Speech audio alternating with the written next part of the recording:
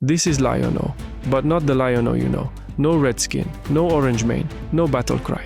This is Lion-O buried in the snow of Hook Mountain, unconscious, frozen solid, and Super7 built an entire figure around that one moment. The question is, does it deserve a place in your collection? Let's find out. The ThunderCats Ultimates line by Super7 has given us some incredible figures over the years. Highly detailed, cartoon accurate, and packed with accessories. But occasionally, Super7 does something different. This is Lion-O Hook Mountain Ice, a 2022 San Diego Comic-Con exclusive. Retail price was $55. On the secondary market today, you can find it anywhere between $30 and $70 depending on the seller. Now, who is this figure based on? In the episode Secrets of the Ice King, Lion-O attempts to rescue Snarf from Retaro and Vultureman. He gets dropped from the Rat Star at great height. His fall is broken by the deep snows of Hook Mountain. He's knocked unconscious. And as he lies buried in the snow, his body takes on a frigid blue coloration. It's Snowman and Snowmow who find him. Snowman wakes him, gives him a flask of mountain herb medicine, and restores his health.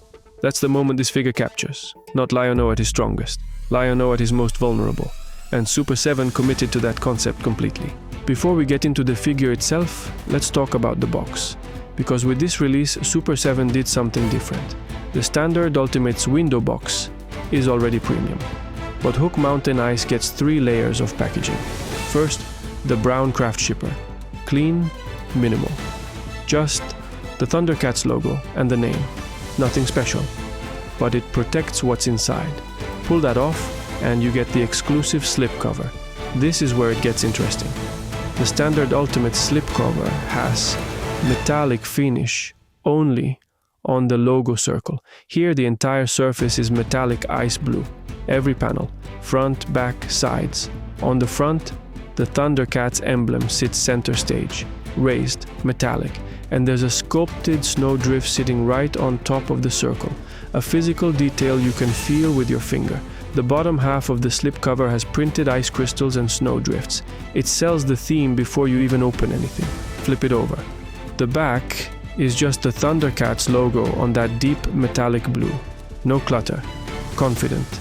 Now, slide out the window box. Same ice blue and metallic light blue palette. The window itself has a frozen effect. Ice crystals spreading from every edge of the transparent panel, like a window in winter.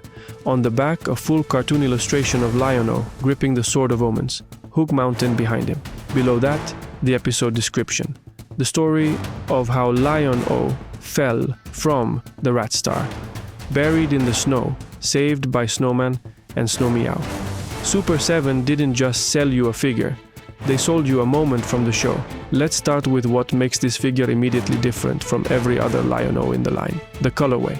The entire body is cast in a cool blue-gray-green, almost like a corpse, like someone drained of warmth. The torso and legs are one shade. The forearms, hands, chin, and eyelids shift to a slightly darker, colder gray. It's subtle, but it reads as frozen. The armor is gray-purple, with teal-blue trim. A single shadow line runs down the center of the chest, giving the pectorals depth. The ThunderCats emblem on the belt is cleanly printed. Red, black, white. No slop. The boots are a deep teal, sharply separated from the legs. Clean paint line. Now the hair, bright red rubber. No shading, no gradient. Just solid red against that cold gray skin. And it works. The contrast is stark and intentional. There are 2 head sculpts included. The default head has closed eyes and a pained expression. Red eyebrows above the eyes, dark lines beneath. This is Lion-O unconscious in the snow. The alternate head has open eyes. Same cold skin, same red eyebrows. But the expression is neutral. Barely awake, not recovered. Just no longer out cold. Together, these 2 heads tell the story of the episode in sequence. Now, the gimmick. This figure is made with photochromic plastic. Take it outside in direct sunlight for about 1 minute. The blue-gray skin shifts to a warm reddish-brown, Lion-O's natural skin tone. Take it back inside, leave it in the dark for about 30 minutes, and it returns to frozen blue. It is a genuine color change. not a subtle tint shift, a real transformation. In display, this figure sits in frozen mode, almost permanently indoors. Which means what you see on the shelf is exactly what this figure was designed to show. A Lion-O that has never looked like this before, and will never look like this in any other release. Articulation on this figure follows the standard Super7 Ultimates formula. If you have handled any other figure in this line, you know what to expect. The head sits on a ball joint, full rotation, tilt side to side, and up and down. No restriction from the hair. Good range. The shoulders are swivel hinge. They raise to shoulder height and rotate. Not a butterfly joint, so wide poses are limited. The bicep has a swivel for rotation. The elbow is a single hinge. It gets you to about 90 degrees. No double hinge, here, which is the standard limitation across the entire Ultimates line. The wrist system is where this figure gets interesting. The default gripping hands tilt side to side.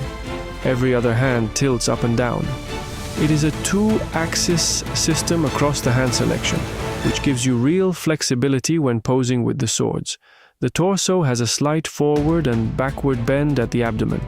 There is also a waist rotation. Combined, they give you enough to break the stiffness of a neutral stance. The hips are swivel hinge. The legs open well to the sides. They go back without issue. Forward movement is more limited, even with the soft rubber shorts designed to reduce restriction. The thigh has a swivel for rotation. The knee is a single hinge, again around 90 degrees. There is partial rotation at the knee and at the boot. The ankles tilt up, down, and side to side. This is a solid articulation package for a figure at this price point. The single hinge elbows and the limited forward leg movement are the only real frustrations. Everything else works cleanly and holds its position well. This figure comes with a substantial accessory package. Let's go through it. 2 swords, both versions of the Sword of Omens. The first is the standard Sword of Omens, silver metallic blade, detailed hilt with teal accents, and the ThunderCats emblem in red, clean paintwork, on a very small piece. The second is the dagger form, same color scheme, same detail level.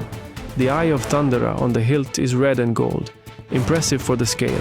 Both blades have a white frost effect applied across the surface. One note: the blades are very thin and flexible, something to consider. Now, the claw shield. You get 3 versions. The first attaches to the belt via a peg. This is the storage position.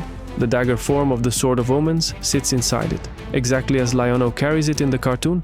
The second and third replace the hands entirely. One is open, one is a fist. Both are smooth gold plastic with white frost speckle across the surface. The knuckle gems are painted in black and red. These represent the claw line launchers from the cartoon. The claws themselves are silver metallic. Finally, 4 pairs of interchangeable hands, all in the same cold, gray-white plastic as the forearms. A fist pair, a gripping pair with lateral tilt, a gripping pair with vertical tilt, and an action claw pair. 8 hands, 3 claw shields, 2 swords. For a figure built around a single episode moment, Super7 did not cut corners on the accessory count. So how does this compare to the standard Lion-O from Wave 1? The sculpt is identical. Same body, same proportions, same construction. One thing worth noting: this figure uses pinless joints throughout, a cleaner look than the original Wave 1 Lion-O, and a sign of how Super7 refined their construction over time. What you are paying for here is the colorway, the photochromic gimmick, the exclusive packaging, and the thematic accessory set. If you already own the standard Lion-O, this is not a replacement. It is a companion piece. A different moment, a different mood, a completely different display presence. If you do not own any Lion-O yet, this is a more interesting starting point than you might expect. Now, is it worth it? At current secondary market prices between $30 and $50, yes, without hesitation. You are getting a premium exclusive figure below its original retail price. The photochromic plastic alone is a feature you will not find in any other figure in this line. The accessory count is generous. The packaging is exceptional. At $60 or above, it becomes a harder call. The articulation limitations are real. The color change requires direct sunlight to activate. Indoors, you get the frozen version permanently, which is actually the stronger display option. of the two. This figure is for the ThunderCats collector who wants the complete story on the shelf, not just Lion-O the Warrior, Lion-O the Survivor. Check current prices on eBay using the links below. If you found this review useful, subscribe. New reviews coming soon.